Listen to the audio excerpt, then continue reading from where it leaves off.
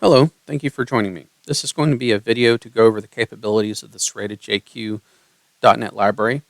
This is a library provided through NuGet, and its intention is to provide a interface for the JavaScript jQuery library from .NET WebAssembly.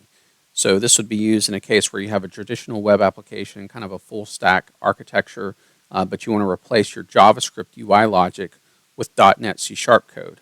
So the WebAssembly standard gives us the capability to deploy executable C# code into the browser and run it client-side. The one hurdle there is that the native interop doesn't provide access to the DOM or HTML. So wrapping jQuery gives us a really expressive API to access the DOM, manipulate it, subscribe to events, hold handles to HTML elements, and respond to events by manipulating the DOM or managing .NET models. Through the native .NET capabilities in WebAssembly, we can also make API calls to our backend, so we can create, an AJAX-style interface by responding to API calls by updating the UI. So this is kind of an example of code that you might see taking that approach, just showing the basic building blocks of the capabilities. So creating a new element, selecting element from the DOM, adding our element to it, maybe subscribing to the DOM's click event. So this is an event that when it bubbles up from the HTML DOM, it'll respond by calling our .NET code. And we'll have here event handler that's manipulating the DOM by adding a new element to the sender. We can also create kind of web components that wrap groups of HTML elements and have data models backing them. And so we can have our event handlers getting a handle to the model that's backing that HTML, and we'll see an example of that. We can also kind of solve our problems using kind of .NET modalities. So maybe we need to sort some items based on a model. So we can say, order by, representative name from our model, and then based on that new order, the corresponding elements can be reordered through an interop call. So just, thinking in terms of, how do I solve problems in .NET? I don't have to switch modalities and think about, well, I need to use JavaScript array operators instead. Some of the nuances, well, how are empty arrays handled? How are nulls handled? Loosely typed comparisons, all those little nuances that you kind of have to stop and think carefully about. And if you don't think carefully about them, it usually results in bugs. So there's time, there's a cost there. There's also the cost of trying to find talent that has equal expertise in both. It's really difficult. Typically, you have individuals that are strong in one, not as strong in the other, but they get things done, right? But not always in the cleanest way or as fast as if they were able to work purely in one language that they're strongest with. And so I think that's one of the big advantages that you would see in being able to use C# rather than JavaScript for your UI. Not necessarily that JavaScript is terrible, but given the consideration of your environment, what skills you have in your environment, and switching modalities, I think there's a lot of advantages to using C# client side. But my goal here is not really to convince you of that. It's really to just show the capabilities of this library and let you make those decisions for yourself. So this is the README page for the GitHub that hosts the library. This is serrated/SerratedJQ. So SerratedJQ is the library. It is hosted on NuGet. There is a getting started guide, and there's a video that goes along with this that takes about 10 minutes to go through the process of setting up a project and adding the references. And there's a little bit of configuration involved in getting the WebAssembly module set up to copy into your MVC host and delivered as static files. Because it's a WebAssembly module, it's actually downloaded as if it were a static resource from the host to the browser, and then it's loaded and executed in the browser. So that's the same way JavaScript would be handled, right? It's a static file served by your host, downloaded to the browser, and then executed in the browser. And that's the same for the WebAssembly technology. So if we take a look at one of the demos, I'll just kind of show, this is an early demo that just shows capabilities with .NET backing a code. So all of this is click handlers and C# code evaluating the Loon check digit for this card number, recording things like how many keystrokes have occurred per second, and updating the DOM in response. So you can see it's really responsive and fast. Here's another demo, just doing some silly stuff just to demonstrate, hey, you can do just about anything you need to do with the DOM through this library. Really, you could do this anything. It's the code behind it that really emphasizes what's going on there. And then we have hosted here is the Getting Started solution. This is the result of going through the Getting Started guide. So it shows how everything's configured and set up to have a WebAssembly client module, an MVC traditional web application serving your index and your HTML pages along with the WASM client, and then some shared projects that have code shared between the two, which is useful for having like API models, or if you have validation code that you want to run both server side and client side, which is a pretty common use case. This allows you to implement it once in C#, whereas a lot of approaches would either just forgo implementing it client side and only do it server side to avoid duplicate code, or you would have to implement it twice, once in JavaScript and once in C#. So the Loon check digit would be an example where you might want to implement it in both places, client side so it's responsive and the user gets very quick feedback, but also server side for that additional validation. You can share that code in a common project so that you don't have to write it twice. And then the SerratedJQ library, that's the actual implementation of the library. You generally wouldn't need to go in here unless you wanted to review the implementation. Although one useful thing here is in the test cases, all of those API endpoints that are implemented in the library, there's use cases shown leveraging those. So if you had any questions about a particular API and how it's leveraged, you could come in here and take a look at the unit test case. Lastly is the sample is what we're going to be going through today. So this just shows some basic interaction with the library. So we'll dive right into that. And one other thing I'll mention here is in the release notes, I generally note what versions of dependencies were used in the Getting Started guide at the time of recording. It was 0.1.2 of this library used these versions, but if you were using a more current version, you would want to update your NuGet references to use the versions that are quoted here. Of course, it will work with a lot of other versions of some minor versions of these libraries, but because this is something I do in my free time, I don't have the resources to go through and test all the possible combinations. So when you're getting started, your safe bet is to start with these versions, and then if you want to update to newer versions of the dependencies, you'll be starting from a working state. And if something breaks, it's just not compatible with that newer version. So we'll get into the demo here. I'm going to start with the client. So I like to emphasize that for my WASM module, I like to emphasize that it's client code so that as you implement things, you're thinking in terms, this is something that's being downloaded to the user. And even though it's obfuscated to some extent by the WASM compilation, you just need to think about that, someone with enough resources could decompile this and figure out what's in there. So treat it just like JavaScript. It's code that's going down to the client, and users could potentially inspect and see what it is. So you need to treat it that way.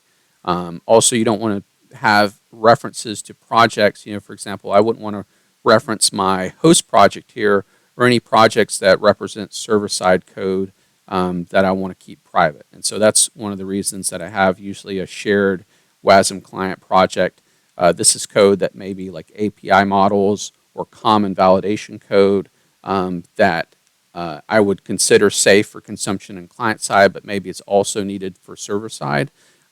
So that's kind of segregated out. So these two projects I would think in terms of being client side code that I don't want to put any intellectual property or secrets in there that I don't want going down to the client. So in here we have some basic configuration. Some of these things I go over in the Getting Started are required for the WebAssembly compilation. There's in the debug mode, we have the IO linker is disabled. In production, we have it enabled. This is a feature that reduces the size of our assembly so that it loads more quickly and more efficiently. And then we have the runtime debugger for the WebAssembly is disabled in release mode, for example. And during the demo, I'll be running in release modes just so you can see how quickly it loads up. The MVC project is a basic traditional MVC application with controllers and CSHTML pages.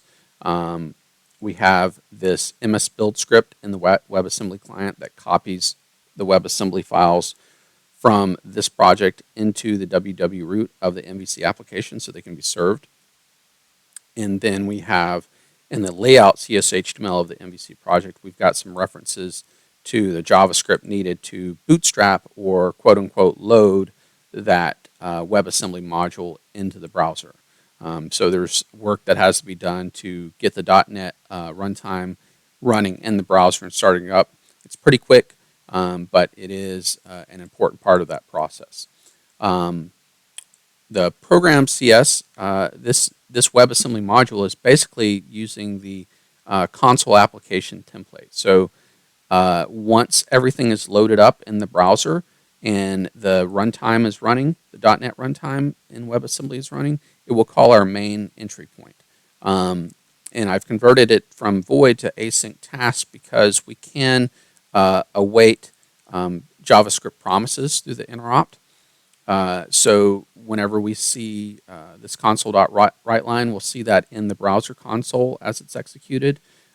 There is some helpers for loading some of the script dependencies needed by SerratedJQ. So on the JavaScript side, as part of the interrupt, you have to create some interfaces that it can talk to. And then we await the JQuery document.ready. And so this will pause until the document is actually ready because this is operating against the promise that's returned from this. And then we actually begin interacting with the DOM. Some of the stuff I go over in the getting started. And then this is, you could slice this a lot of different ways, but this is kind of the way that I have page-specific scripts in my WebAssembly. So typically with JavaScript, you would have kind of a initialization script that would be specific to each page. It does some of the setup, wiring up of events, etc. With the WebAssembly, you've got one module, and for you to have specific page scripts, you need to identify what page are you on so you can run the script for that. So I've got a separate class in the WebAssembly module for each page, and then based on an enumeration that's declared on that page, I identify which script needs to run. So we have, for example, this validation demo CHTML. I declare a JavaScript property on global this, and I have this enum here that I'm assigning to that. So this is the validation demo, and I'm just using an enum here just so we have a little bit of compile time help to make sure we don't have typos, and that corresponds to this. So whenever that page loads, it's going to execute this method. So it would actually, client side, it would go into this class that we have over here in our WebAssembly module. Let's see, where's that at? Right here. Sorry, validation demo page and list demo page is our two page-specific scripts. And you would see this output to the browser, and then we start grabbing things like input elements and wiring up events. So we'll take a look real quick at what that looks like. So I'm just going to execute this. It's going to load up in the browser. So now I'm running against my local host. This is served from the MVC application. And we've got basically a loon check digit that validates that there's not a typo in this card number I'm putting in. And we can see how that is implemented here. So we've got our input element that's on that page. We wire up to its input event, hand that off to this handler. So on each keystroke, we're going to get a reference to the HTML element that is that input element that the keystroke's occurring on. We can grab its value through the JQuery interrupt. We can pass it to this validation code. So this is some C# code that's doing that loon check digit algorithm that's going through and summing up all of those items and doing the appropriate calculation to determine if the checksum is correct, and returning a Boolean to indicate whether or not it's correct. And then based on the result of that Boolean, we're using interrupt to apply these valid or invalid classes which style the element appropriately and show or hide that validation message. So we're kind of leveraging our knowledge of things like Bootstrap and JavaScript and HTML DOM. We're just doing it through C# rather than JavaScript. So we're transferring a lot of our skills, from full stack developers are, remain useful in this context, but now we have a strongly typed language, a managed language to work through in interacting with the DOM. So if we were to look at a different page, so we'll switch over to the list demo. So we've got a page here that when it loads, it makes an API call to the MVC controller to load a JSON list of items. So the HTML page initially, the static page is initially empty, so we're not using model binding for that. Rather, if we were to Ajaxify this and have something where it could refresh or filter and it would submit an API request each time, we'd want to grab a API JSON model and load this list up client side. We have some interactivity here where we can sort the list, and we can click on a row to get into kind of an editor mode. And of course, this is not meant to demonstrate like a good UI design or a good application design. It's meant to kind of show those building blocks of what you need to build a really interactive page of that, interactivity, manipulating the DOM, selecting from the DOM, handling events, etc. Additionally, we have each one of these items is kind of encapsulated client side as a component, and it has a model that backs it. So as I update the UI, that model behind the scenes is being updated, and it's being reflected through the UI here. So if we were to look at the code for that, so we have some initial edits. So we've got some various handles here to data that's being tracked client side. So we have the list of rows, our model. So this is just a simple POCO right here. So this is our component. So here's their representative that did the sell. So their name. We have a product name, and then each product representative combination has the price and quantity that they sold of that product. We have some getters and setters, and part of this is so that because I'm using the iNotify property change interface to support some of that live updates. That is a little bit tedious. You probably wouldn't typically do the iProperty change notification. You probably want to abstract that away with some sort of model binding API or syntax, but this is just kind of show that capability that you could do that. You could have like real-time updates as you interact with the page or type in those input elements. You would be able to see those values update. There's a lot of different ways you could do that, of course, but in this case, I just use the property change notification API. And then we have our data model here, which is the list of product sales that backs that item. And if we go back to our main script page here, we can see where that is actually getting populated. So we've got an API call here that populates that list of items, those models. And this is just using HTTP client. So we're on the client side. We've got an address of our MVC controller. So that's our controller right here. So we've got an endpoint that would go, theoretically to a database, gets product sales, serialize that as JSON, and return that back to our page. And our page would have a client-side list of that. And then we would go through each one of those and initialize some HTML for that. So if we were to look at this, I'm going to come back to this in a moment, but this is kind of a strongly typed encapsulation of that row and everything in it needed to track the state of that row. And it has a reference to a JQuery object, so we can add that to our page. So we already have a div on our page that has an ID, and so this is going to be our container for our rows.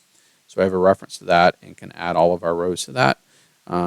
We do the notification property model binding here, and then we also have a rows collection, so we can track those client side so that we don't have to reselect them from the page each time, just to kind of reduce the interrupt. And then each one of those has a click event, so that's whenever I click on that row and it expands, and we track which one is the current one being edited. So that's our row click event. So this is a DOM event being bubbled through to C#. And then that row has that backing model that goes along with it. So again, kind of classic, AJAX request to get our JSON model, deserialize them into strongly typed models, this product sales model, POCO, go through all of those, initialize the UI, creating those rows and adding them to the page and wiring up our events to those items, and then tracking the data model that backs that row, so that when we go back and interact with it again, rather than querying the DOM directly and looking at data attributes directly, we kind of have that model-driven approach that it's driven by that backing model. We also have a form. We have a single form that we basically move around between elements. So from HTML, and of course you probably wouldn't want to have like static HTML declared in your C#. This is just kind of a shortcut for keeping the demo kind of simple. But we have a JQuery object that is that form itself, and that form will get moved between rows as they get clicked on to edit them. And they've got a couple of input elements, and so we wire up the handlers for those input elements, and that's part of how the real-time updates occur. We also have those columns that you can click on to sort the rows. So if we were to look at one of these that, for example, sorts by representative, so this is our handler for that click, and we basically look at the models that are backing all of our rows. So we go through our rows collection, we look at the model backing it, we look at the representative's name, and we order by that name. And then for each of those, we do a container append of the HTML element that goes along with that model. And so whenever you do an append of an element that already exists on the page, it doesn't create a duplicate, it actually moves it to the end of the list. So what happens here is we go through all the elements using that new order, and it reorders them just by appending them to the end of the list. So that's how we implement the reordering. So we're doing kind of a data-driven approach here by starting with our data model and applying our logic to that, and then based on that, we modify the DOM. So that kind of covers like the core aspect of how that page works. I do want to go into our product sales row that encapsulates those rows.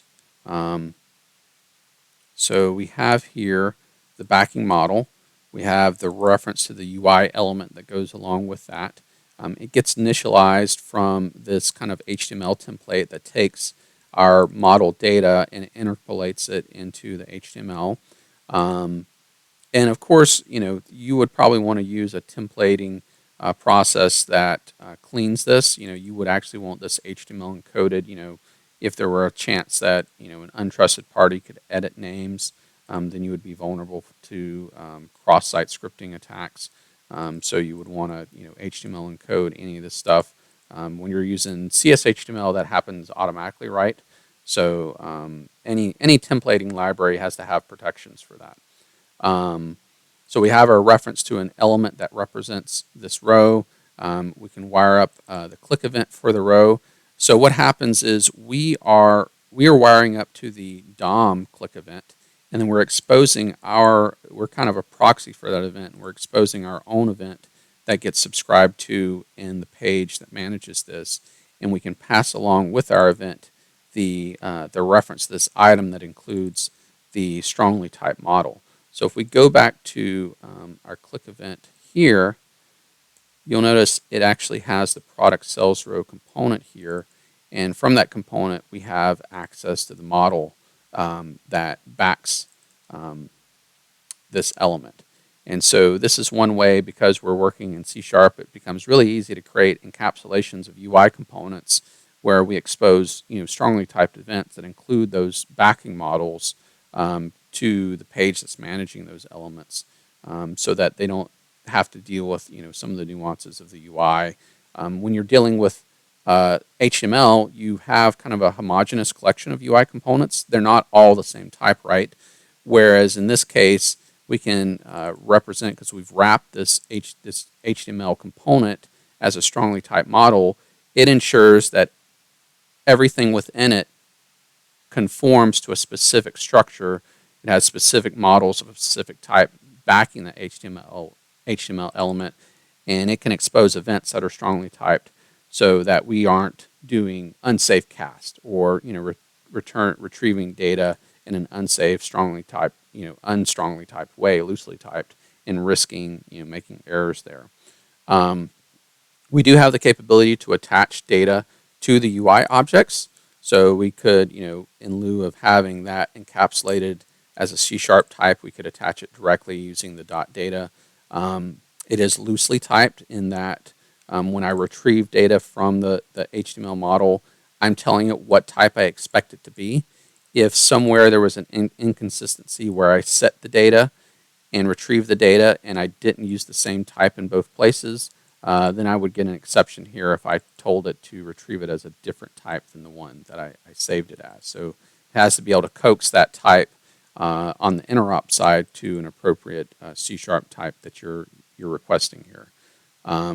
So in this case, the isEditing flag is what determines whether this editing row is shown. And so there's some logic here that when you click a different row, it goes and finds the existing row that's being edited, removes the form from it, and then moves the form over to the other item you clicked to track that. And since it may not exist, it's a nullable Boolean. So when it's first set up, it's not an existing data attribute on there. So it might come back null, which is fine. If we do find a row that's being edited, then we can go and clear out its styling and remove the form and add the styling to the element that was clicked, which is our sender, and wire up the appropriate input values based on the model that was just clicked. So if we move on to, I think I covered everything I wanted to here. So as I mentioned, we added in this extra strongly typed model to the click event. Usually we'd only have the jQuery object and the event object. One aspect of the event object that we have here is that you can declare it as a dynamic instead and interact with it. And things like e.target and e.currentTarget are represented as JavaScript handles as jQuery objects. So you can grab e.target or e.currentTarget and interact with them just as you could send a sender. And we kind of went over the controller here. So this is where we return our JSON, and this was our client. So I kind of quickly, I kind of went through that really quickly, but it's just to kind of show the building blocks of, all the elements you would need to, build an interactive page. It's not meant to be really properly organized. There's a lot of refinements that I would do here to implement it properly, but just to kind of keep things that are really kind of a single layer and not have too many layers of abstraction that kind of take away from demonstrating, just the basic capabilities of the library. There are certainly a lot of things that I would do in a production scenario to refine how this is structured, but I think that's kind of, becomes obvious to anyone who's architected, a full stack framework for a website.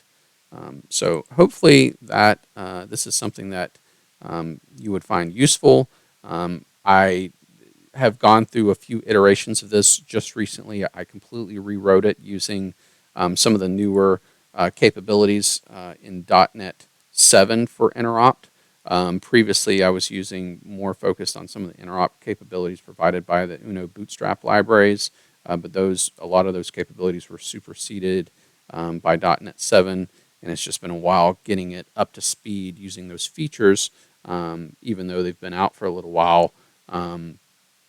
But this is the first release that I would say is a candidate to be production ready. There were a lot of caveats with using older versions due to limitations of the older library capabilities, but .NET 7 provides a lot of solutions to that makes the implementation, the underlying implementation, a lot cleaner.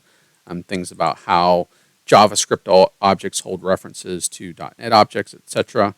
And that's one thing that I did not mention is so whenever you're saving and retrieving data elements, any JavaScript primitive is supported. But in addition to that, you can have managed objects saved here. So I could just as well add a reference to my product sales model as a DOM data attribute.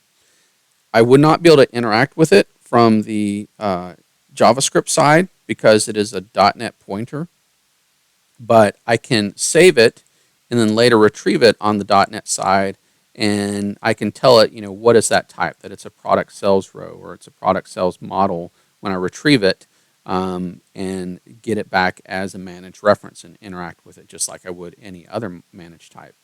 So I could forego having this encapsulation here, and as long as I'm consistent in how I store and retrieve that element, then I can interact with that backing model as a strongly typed .NET object. And of course, a lot of things like I'm using strings here as my keys. You could encapsulate that and provide a dictionary, a strongly typed dictionary, or a property that kind of hides away that. You could use, some of the name of capabilities to eliminate the use of strings for those keys, so that it, feels a little bit more strongly typed, and less risk of, having typos and things like that. So obviously, there's a lot of things here that you would approach differently if it were refined into an application. But again, this is kind of showing. I didn't want to do too much of that in a demo, and there'd be a little bit of confusion between what is the approach, that kind of the flavored approach of one way to do it versus the core capability. Additionally, one of the reasons that you see the naming of these is jQuery plain. The plain is to indicate that this is an interface that's meant to be as true to jQuery as possible. So whereas a .NET framework might implement .value as a property, in this implementation, .value and .data and all of those kind of things like .css, they're implemented as functions just as they would be in jQuery, and the overloads are meant to mimic the jQuery overloads. And that is just so that you have an interface that is kind of true to jQuery, and it isn't flavored with a .NET approach as far as like how you might structure the API. And in the future, I'll be working on a more flavored approach that will kind of expose dictionaries and strongly typed properties and things like that that would not have the plain keyword in the name of it to kind of distinguish them. So you could use either or, and there would be capabilities to transition objects from one to the other if you wanted to switch back and forth between those. But doing it this way allowed me to kind of converge on a stable API more quickly. If I just do it the same way jQuery did it, then I can say, well, it's done. I don't have to think about whether or not I'm doing it the right way, or whether the way I'm doing it kind of in an opinionated way might be something I might regret later and want to change. And of course, I don't want to have an API that's constantly changing. No one wants to use a library like that. So this is a way to kind of achieve that, stable API more quickly, so that I can be assured that, this is not something that's going to evolve over time if you're using the plain flavor of these objects. So hopefully I've not forgotten anything. I've kind of done this video on the fly a little bit, and hopefully I didn't go through it too quickly. The code is there. This sample, you should be able to pull this sample down as it is using, you do need to have the most recent version of Visual Studio Community, or Higher Edition, just because it uses .NET 8, and .NET 8 just came out, and there are some things in Visual Studio that have to be updated to be able to use .NET 8. I have older versions of the library that use lesser versions of .NET, but I haven't backported the newest version. And really anything greater than 0.1 of this library is what you want to be using, because that's where I did a big rewrite, and a lot of improvements went along with that rewrite of the library. So you want to be on .NET 8. If someone really strongly needed it in .NET 7, I could backport it. So if you have issues, questions, comments, I really would love to hear if you've used this, or just played with it and just like your passing thoughts.